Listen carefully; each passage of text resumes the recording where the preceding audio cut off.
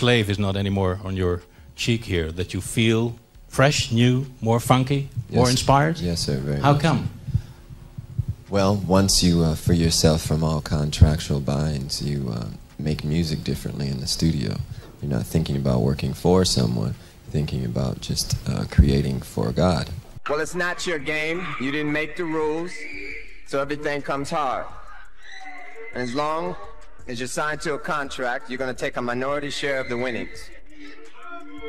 A select few of us will do well, the majority will not.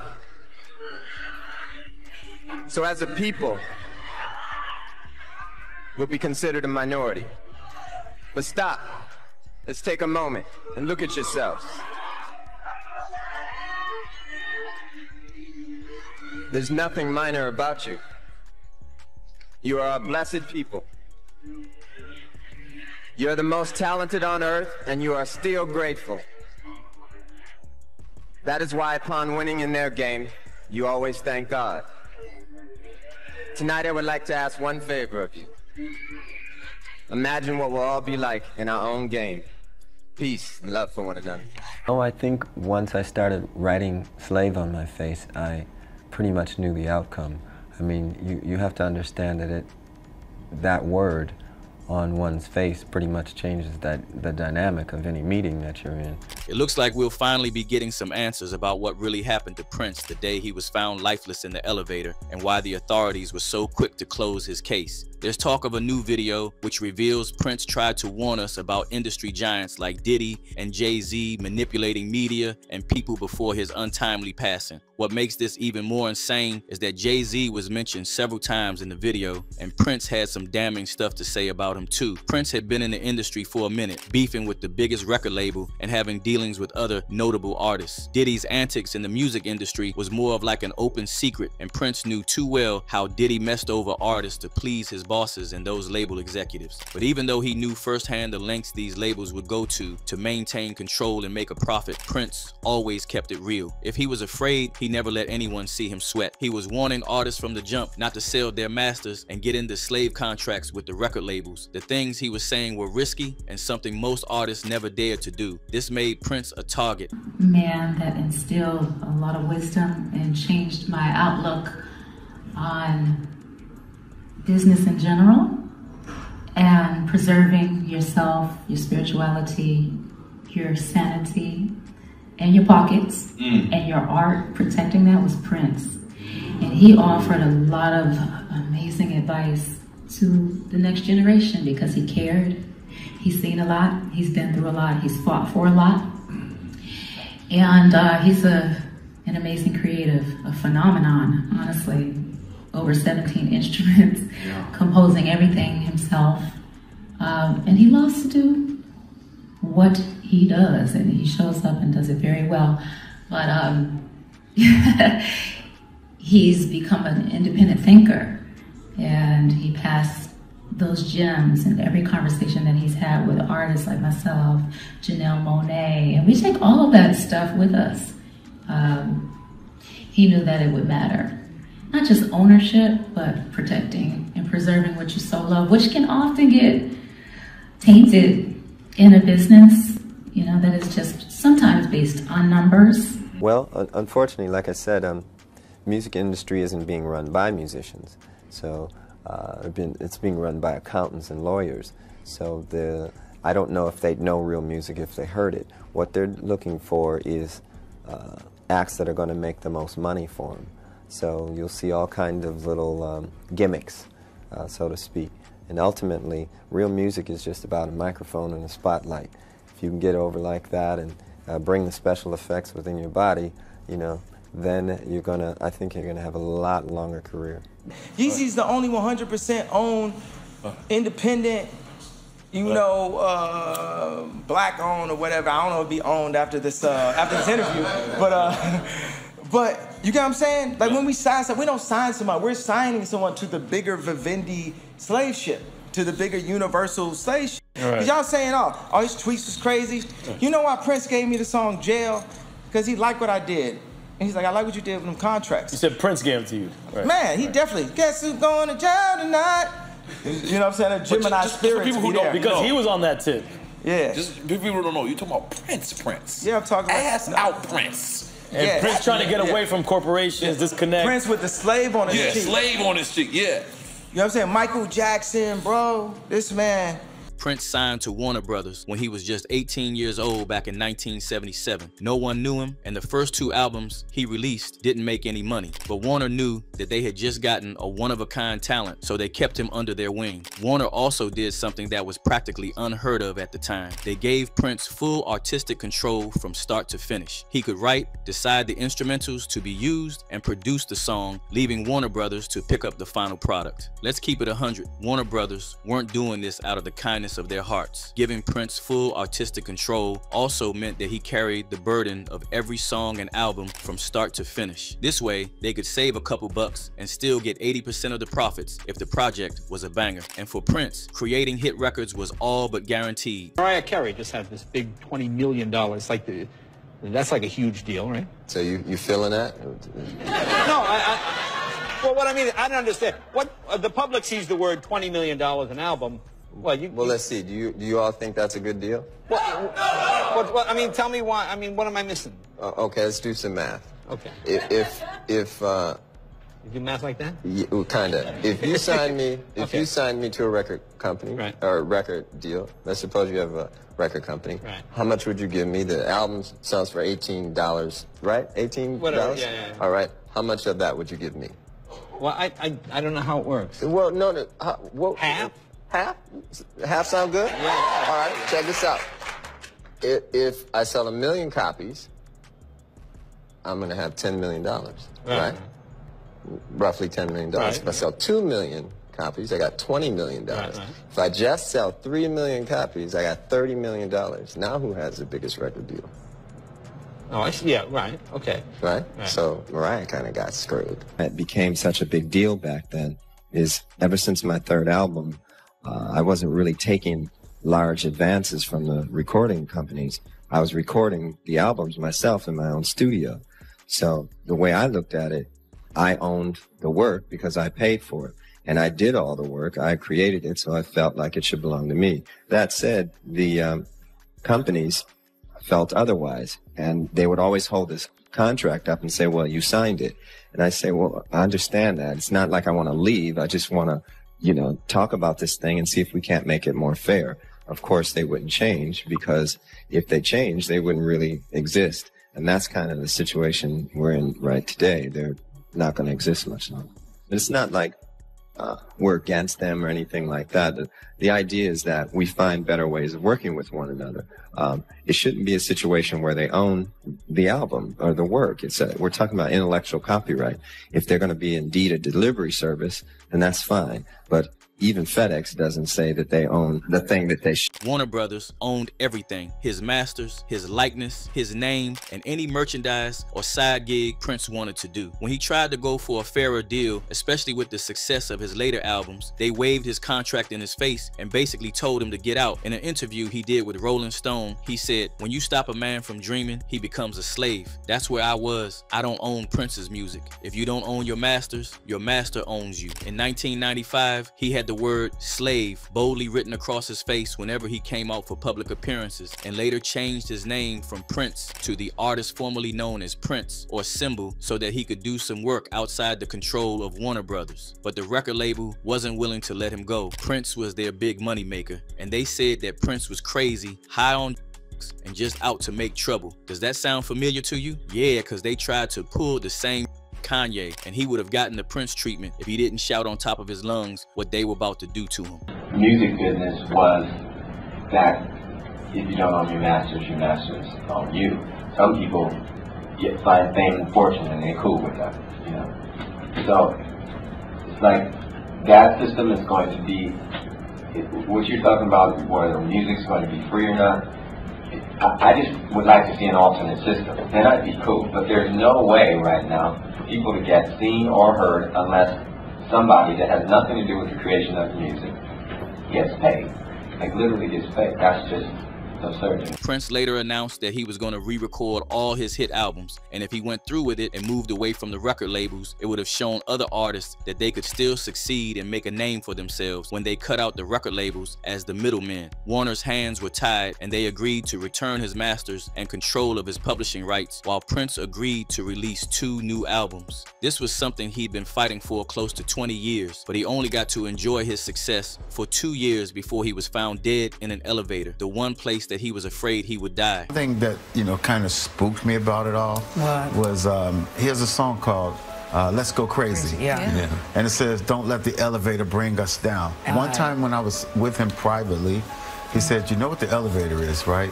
No. I said, no, what's the elevator? He said, well, the elevator is the devil, right? It scared me. I don't like to talk like that, but he said that.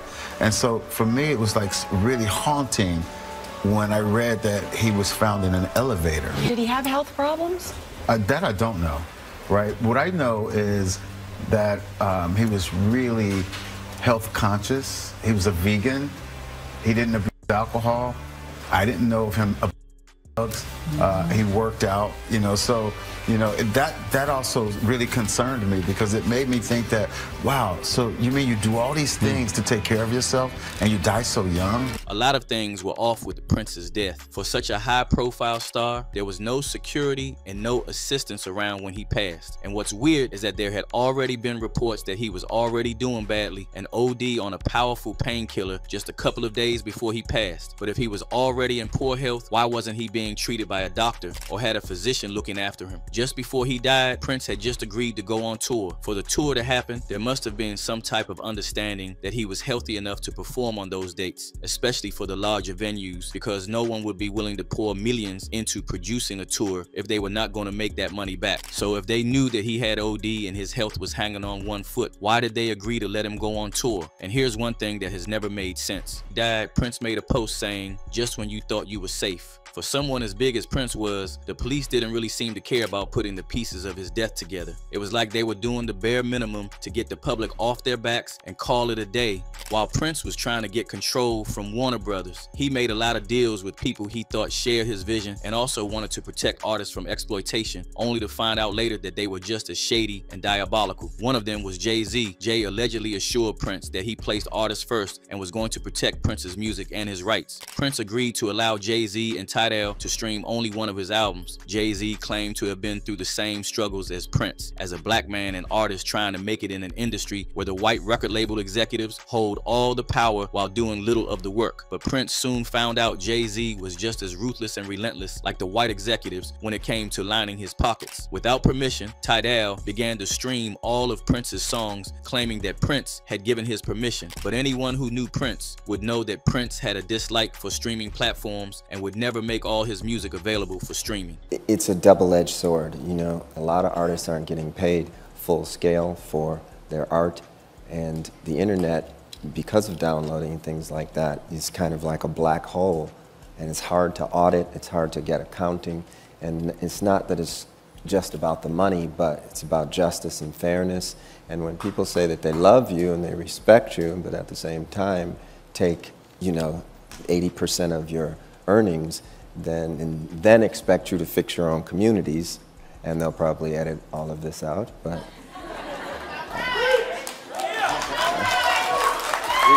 then it gets, that's the sharp part of the sword, and we're at the wrong end of it right now. Jay-Z wasn't willing to let his new cash cow go, so Prince found himself in yet another fight with another power broker, and Jay-Z allegedly wasn't fighting alone. He brought in his longtime partner and friend, Diddy. Diddy never forgives and never forgets. Prince knew exactly who Diddy was because what went down at those parties was more like an open secret. In Hollywood, those celebs were well aware of what it meant to stick around for one of Diddy's after parties. A lot of these celebrities, every single celebrity in the culture has been to Diddy's house, which means they've gone through all his phones, text messages.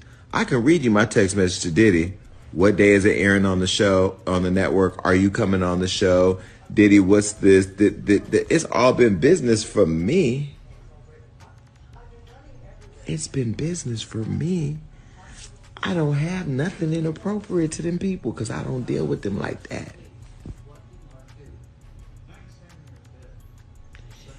So you mean to tell me all those late nights, what you doing, where you at?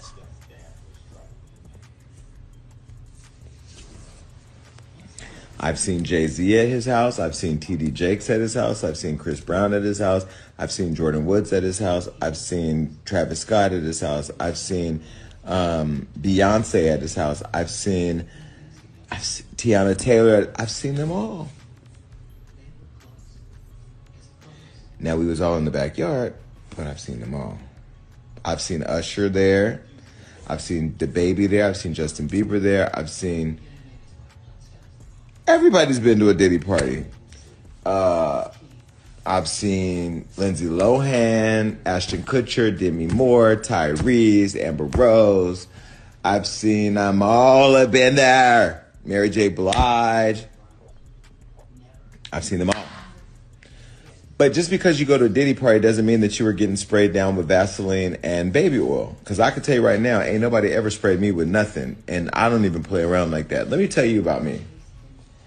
I am so private with my personal intimacy that I love the fact that my business is private. Anything I've ever made public, I've talked about it on my show. I've been pretty much an open book with the activities, but I try to conceal the names because I don't want people bothering them. I learned as people started getting to know me, they would go track down anybody I'm involved with and then harass them. The people I deal with are private people. They don't want their business in the streets, and we ain't spraying each other down with baby oil. The same thing he spent years fighting against was the exact thing that P. Diddy was doing to his artists, and Prince couldn't stomach being around that type of person. He lent Diddy his home for one of his parties to keep the peace, but he never bothered to attend any of these parties, and reportedly warned artists, especially the younger ones, to stay away and not participate. He doesn't know. Piers, let me give you some context. Let me give you some context because I'm gonna just cut straight to it. I have been to the house parties where there have been extra police, or not police, but maybe off-duty police working as security, armed security, shutting down the entire street because there are so many people trying to get in the home. Think about it. Beyonce's on the other side of the gate. Jay-Z's on the other side of the gate. Every major celebrity, the Kardashians, on the other side of the gate. People are trying to get in that party. The first Diddy party I went to was at Prince's house. So you want to go to Prince's house to the Diddy party where Tyrese is performing and Demi Moore and Ashton Kutcher are swinging on swings. That is what's happening on the other side of the wall. And so the one thing that makes this party different than a Jamie Foxx party or any other celebrity party that wrangles a bunch of young women or guys or whatever too, is that Diddy didn't let you bring your security in the party. That is the one thing that I thought was odd because, you know, I came one time with my security and no other security other than Diddy's security is allowed to be inside the building. I mean, I saw Jay-Z and T.D. Jakes in there. Every major celebrity you can think of who may or may not get along may be on the other side of that gate with no security. And so now as you see this unfold, my wonder is, well, why weren't people able to have their protection with them when they were in the room? But the one thing I will add that, you know, people don't want to talk about is Diddy is not the only person that has these parties where they have people wrangling a bunch of women and there's nobody carding at the door. There's no regulation, right? And the reason is because these guys want to have a bunch of women around. And what happens when you mix that with a bunch of liquor and other things when the regular party goes home? What happens after everybody's gone? But Diddy saw himself as a king who could have everything and everyone at his beck and call. Remember how he was acting all fruity, begging 50 Cent to be his friend? That was the same thing he was allegedly doing to Prince, and it had him going mad that Prince was doing everything possible to keep him as far away as possible. Working with Jay-Z and Warner Brothers was Diddy's way to get back at Prince while getting a bag. There was no one Prince could really turn to in the music industry. Everyone around him tried to get him for all he was worth, and it was when he decided that he was done with the BS that he suddenly dropped death. But with things from Diddy and Jay-Z's past being brought to light, folks are not going to stop calling them out for the lives they ruined and their alleged involvement in Prince's death. Of course they were trying to do Prince in weeks before he died. That's why his health was suddenly going bad. And of course, it's because he's a truth seeker and truth teller. Always thought it was damn strange Prince was found in the elevator. He never used it and it was for staff and guests. He didn't like it. This is what they always do. Sacrifice them for their masters and royalties. No one should sign to record labels. But I want to know what y'all think about Prince's last warning. And now that Diddy and Jay-Z are facing the heat, will we actually see some justice being served?